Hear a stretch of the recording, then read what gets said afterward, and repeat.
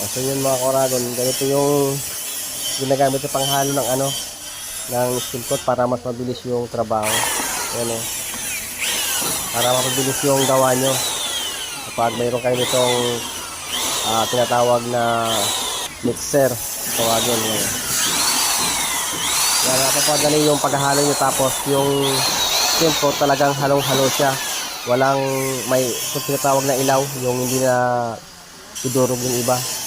Tapos kahit kalahating timbay, mo dyan, mahalo mo. Di tulad sa manong-manong pagpapalambot lang, matagal. Tapos yung iba, yung pagkaroon ng medyo di pa nahalo, yung nagkakasanhi kapag nag-skin coat ka, nagkakaroon ng yung skin coat mo, yung parer.